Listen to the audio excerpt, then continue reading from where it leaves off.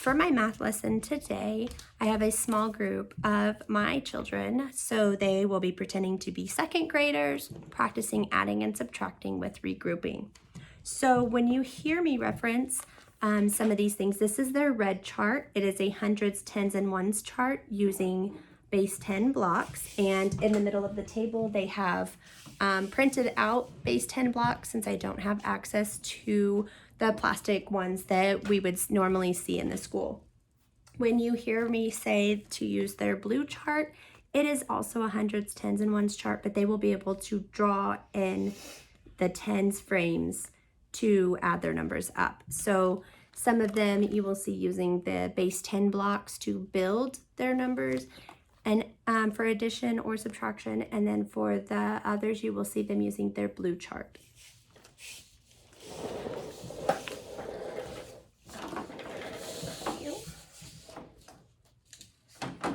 Okay guys, so we have in front of us some what are these called? Who can tell me?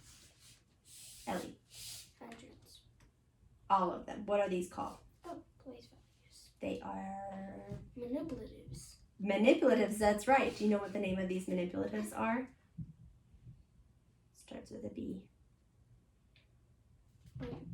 Jason, you want to help her? Base 10 blocks? Base 10 blocks, exactly. So what do you know about base 10 blocks? What's something that you know?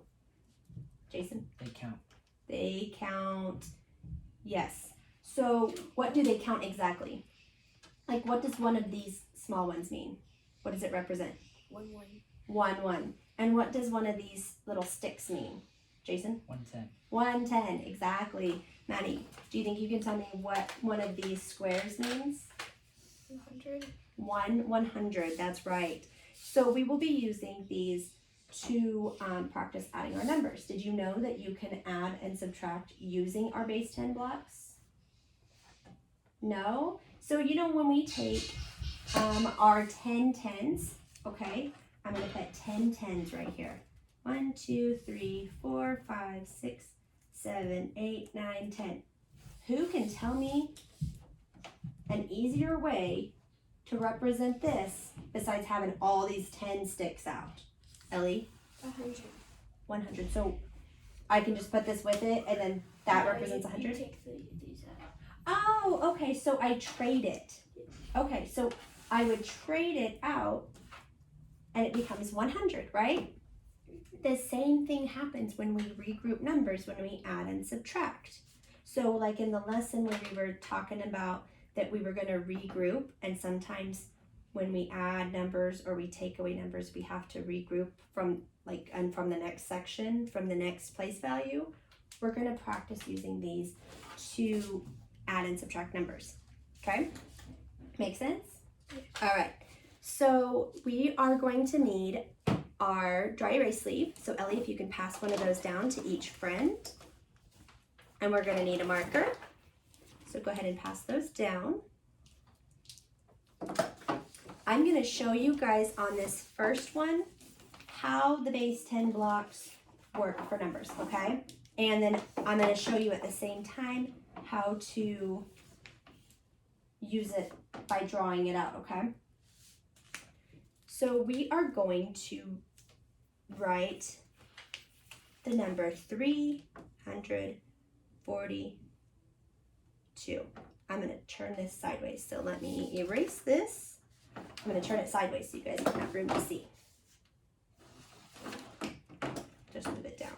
I don't want to knock your stuff on the floor. 342.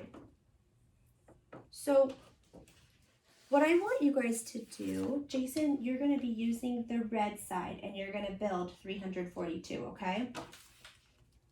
So here's some hundreds and some tens and some ones so you can reach them a little better.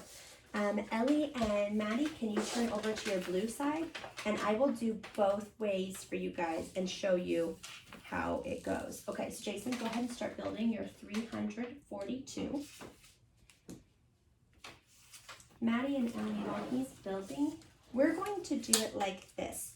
For our first number, which is 342, we're going to put X's. So we're going to write 3 X's in the hundreds, right? And then how many 10s do we need to draw? Ellie, can you tell me? 4. 4 10s. I like to use X's and O's because then I don't lose count when I add the second number in. Okay? How you doing with that, Jason? Doing good. Good. And then how many 1s do we need, Ellie? 2. 2. We're going to draw in 2 1s. See, Maddie's already got it. So then when we add our second number in, it's going to go in standard algorithm. It's going to go below. And when you guys draw it in, I want you to draw it with circles. Okay?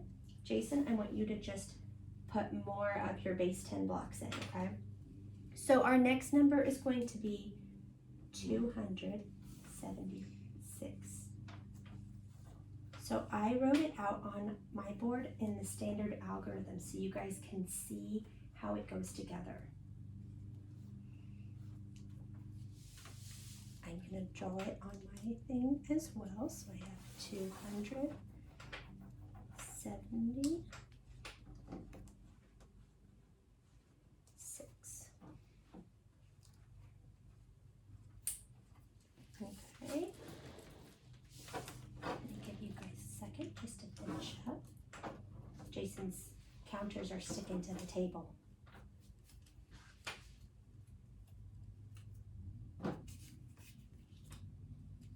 Okay, got it? And move these back so that they don't get stuck to your board. So, what is something that you guys notice here? Ellie?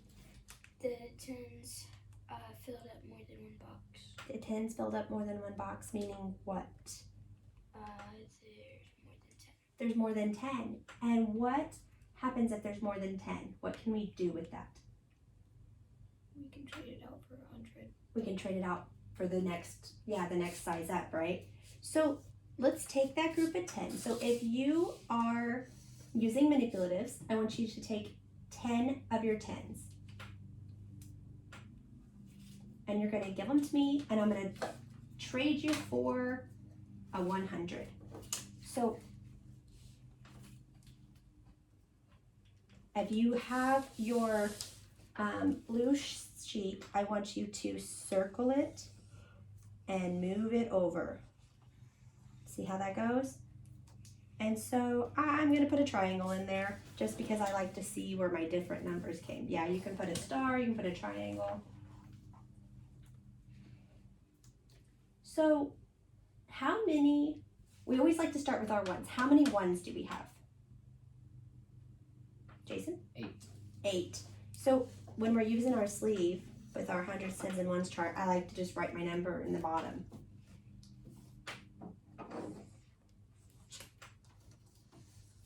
Okay, how many 10s do we have? 1. 1. That's right, Jason. Yeah. Because we had 11, but we went ahead and moved one over, right? Because we know the rule about our base 10 blocks or our 10s frames, and if you have more than 10 or more, you can trade it out for the bigger one, right? And then, Maddie, can you tell me how many 100s we have? 6. 6. So, I want to show you guys what we did here and how it translates into our standard algorithm. So we had 2 to begin with, right? And we added 6 more. So we had 8. Now here's where it becomes kind of tricky. We had 4 and we added 7 more, right? We had 4 X's. Or Jason, you were using your 10 sticks and you added 7 more. So you had 11. So we had a group of 10 and 1 left. Do you see how that moves over? We carried that group of 10. 10 10s is 100, right? Got it? There we go. Jason, there you go. So we had 10 10s. So do you see how we carried it into that hundreds column? And then we were left with 1 10 left. Now we're going to add our hundreds. We had 3 hundreds or 3 X's. Jason, you had 3 hundreds cubes. And we added 2 more, 4, 5. And then we added 1 more that we carried over. So that was 6. So that's how we are going to add with regrouping. And this is an easy way to learn how to do it. Easy enough? Give me a thumbs up if you feel good about this. A sideways if you are just kind of in between, or a thumbs down if you really don't understand. Thumbs up? We all got it? Okay, great. So we are going to move on and practice another one, okay?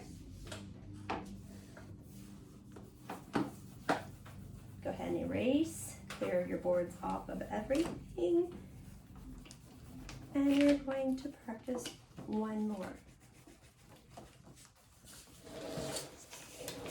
So after the students have finished practicing a few of these and they seem to understand the concept that we're working on, I will give them a list of several addition and subtraction. There will be 10 of them, and have them practice them independently just to see where they are for progress monitoring.